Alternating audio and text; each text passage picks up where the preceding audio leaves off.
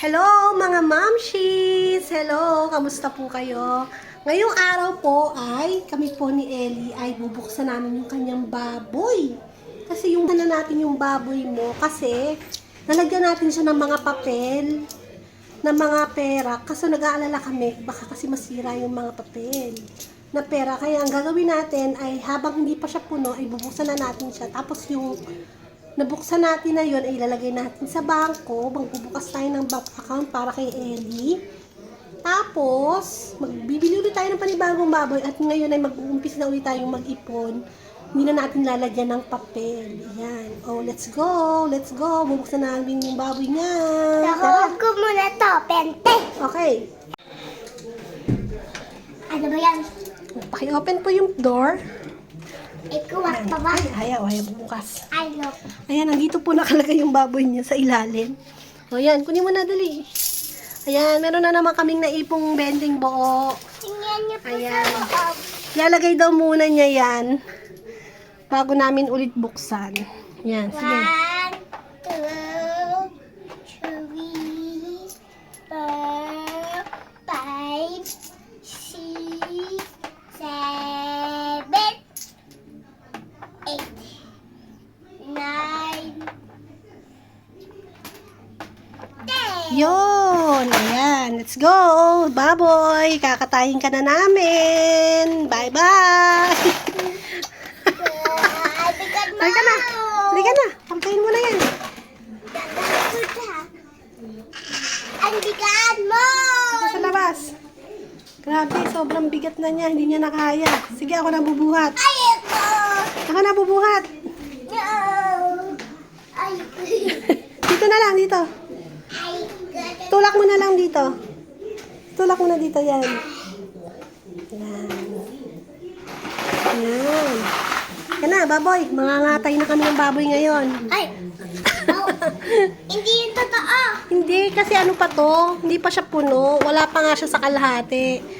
Kasi nung start talaga namin itong nilagyan, mga October, November, ganyan. Nag-start kami magtinda. Uupuhin ko to eh. Yan. Uupuhin ko to eh.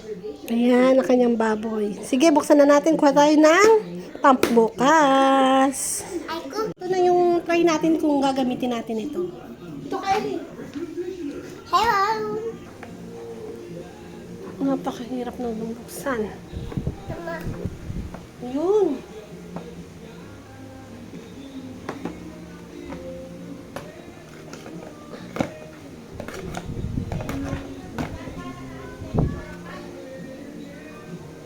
Nabuksan na na.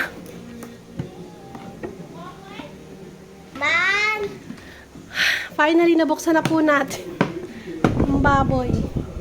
Yun na. Oh, isabay ko. Ah.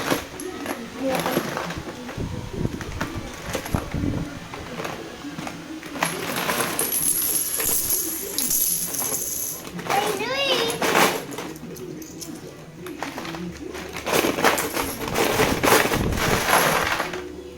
Wait lang.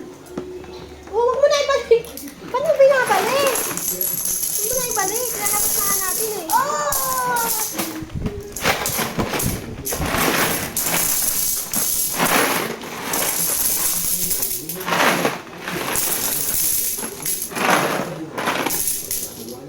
Ano na yung pera?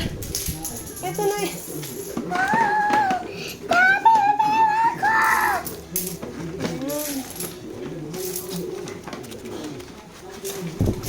Kanya natin, Mami. Ito nga yung naipon namin. Ayan, ang dami na. Ayun na yung naipon ni Ellie sa kanyang baboy. Ayan, bibilangin na natin ngayon kung ilan yung laman ng baboy niya na naipon natin. Game. Bibilang na tayo. Ma 100! At ayun na nga mga mamshis, nabuksan na nga namin yung baboy at ngayon nga ay binibilang na namin kung magkano nga ang inaabot sa halos mga 5 months na pag-iipon namin dito ng mga 20 na buo. Gusto pa namin sana na patagalin, sana ay hanggang December bago namin siya buksan. Pero nga dahil nga nanghihinayang kami dun sa mga papel, baka kasi masira sa tagal. Kaya sabi ko nga ay mag-uulit na lang kami ng pag-iipon. Naipon nga namin ay 940 itong buo. Tapan, 2, 3, 4, 5, 6,000. 6,400